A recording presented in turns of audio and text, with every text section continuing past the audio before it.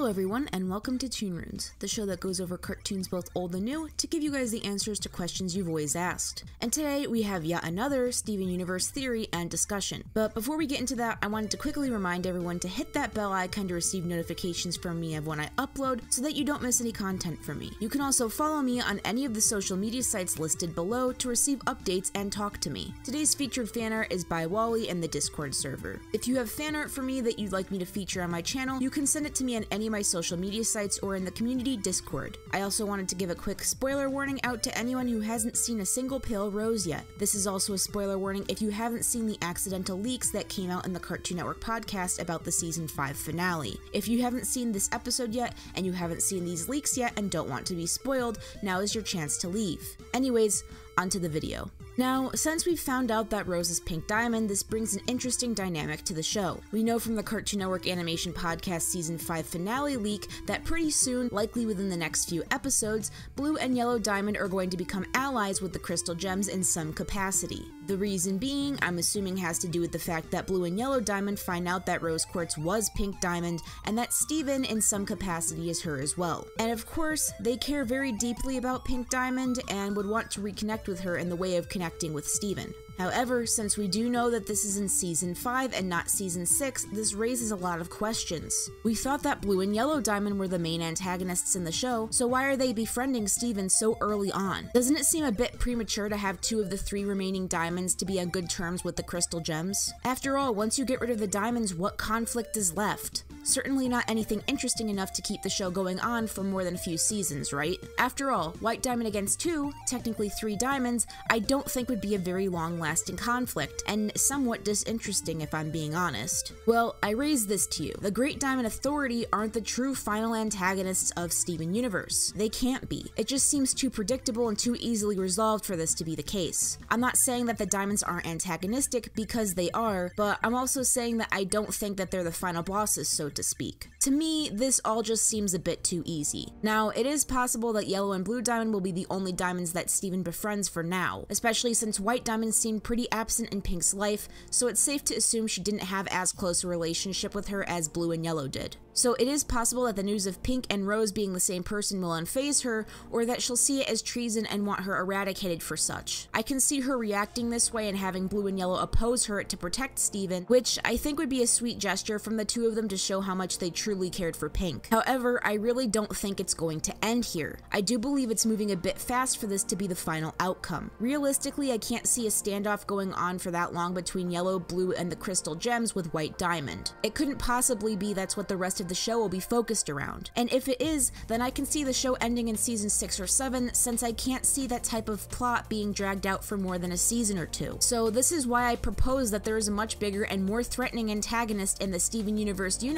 that we haven't yet been introduced to, the Sneeple. I know, I'm probably sounding just about as crazy as Ronaldo right now, but hear me out because there is a bit of evidence behind this seemingly wild accusation. I'm going to be making a video on what I think the gems are specifically later, but think about how the gems reproduce. They reproduce through sucking the life out of planets, using their minerals to build upon themselves. They're introduced to the planet through drills, which other gems need to make, set up, and regulate in kindergartens. They wouldn't be able to reproduce on their own because in a way they're an artificial being. They aren't organic, and they even show a disdain towards organic life and see such life below them, as noted by Yellow Diamond herself. So this stands to reason that something needed to have made the gem species first, since they would literally be incapable of doing it themselves. It's not like they were organic life that took over millions upon millions of years to evolve from a single-celled organism to something sentient like a human. They pop right out of the ground as they are with a set purpose and with all the knowledge they need. So this means that the gems needed to be created by someone who had the ability to replicate them and make them sentient enough to understand how to replicate themselves. And this is where Sneeple come in. Now, it's likely that their names aren't actually Sneeple, as Ronaldo also calls gems rock people,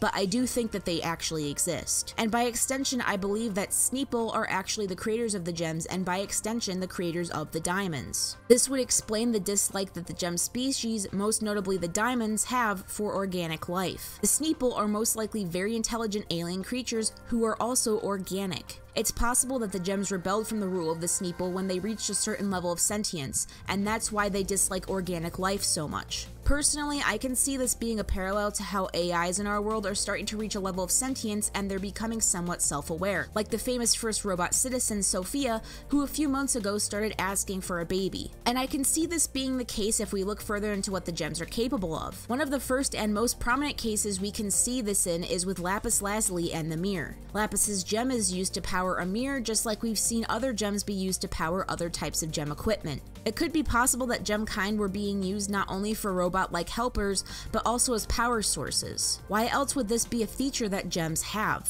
It seems sort of arbitrary for them to be doing this, unless that's one of their original uses. Think about it. It's almost like a gem is a computer and a power source all at once. Almost like it was made and then programmed to fulfill certain tasks exactly like they are now. Except in this case, they had been used literally as computers or like AI systems. And that's what eventually led them to rebelling from the Sneeple. And surprisingly enough, there's even a little more very light evidence to back this up. The gems we know are low on resources. This has caused gems like Peridot, who are Era 2 gems, to not have certain abilities or be as big as what their Era 1 counterparts are. Why exactly are they running low on resources? They have ships that can travel at light speed, and we know they have control of several planets.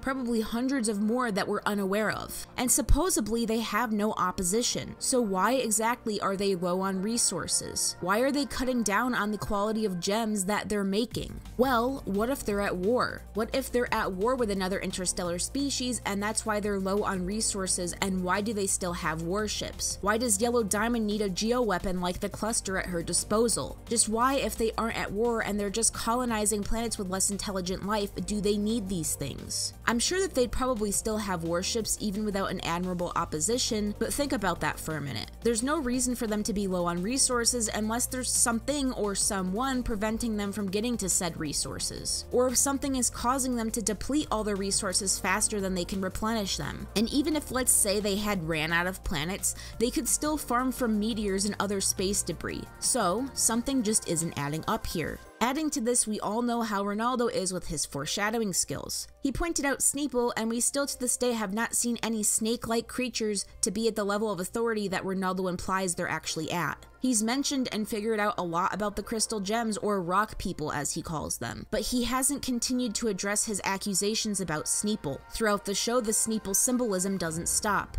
It's on the currency in Steven Universe alongside a diamond that looks like Pink Diamond's gemstone. There's also that same snake clearly featured on the coin-like currency as well. To me, it just seems like they're trying to show us the clear importance of the Sneeple if it's next to something that clearly represents Pink Diamond. And since this was staring us in the face the entire time, I think it'd be silly to look past it at this point. Adding on to more subtle Sneeple hints, Steven's hand puppet that was supposed to represent the cluster looks a lot like a green snake with red eyes. It could be seen bursting out of the earth and then later seen biting his head. This could be seen as symbolism for the Sneeple being a huge danger to the Earth, perhaps one that's even more detrimental than the diamonds themselves. Ronaldo also has a line about how Sneeple control the government at the highest level. While I personally don't think that there are any Sneeple on Earth and controlling it currently, I do think that this is symbolic. It's supposed to hint to the fact that at the very top of the Diamond Authority is the Sneeple, or at the very least, if they're not on the top of the Diamond Authority, they're definitely enemies with them. And something that I don't necessarily think is proof, but I think is interesting,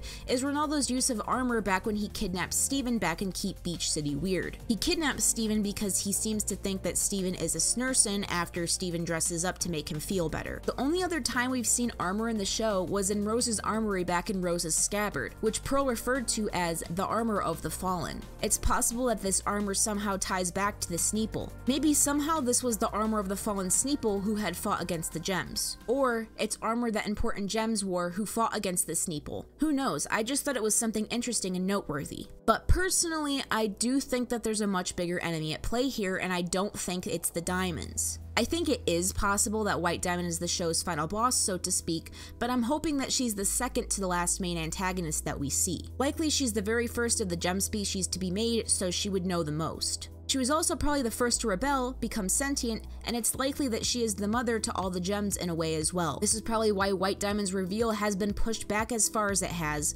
because revealing her means revealing information about the currently unknown antagonist. I don't think that this alien antagonist will look like Ronaldo thinks it will, but I do think it's going to be reptilian in appearance, hence the oversimplified name that Ronaldo has given them. But hey, that's just what I think. Make sure to like, comment, and subscribe to see more from me. Make sure to also participate in the polls that I have after every video over on my YouTube community tab. We usually have some pretty cool discussions over there. And as always, I will see you all in the next video. Have an amazing day, guys.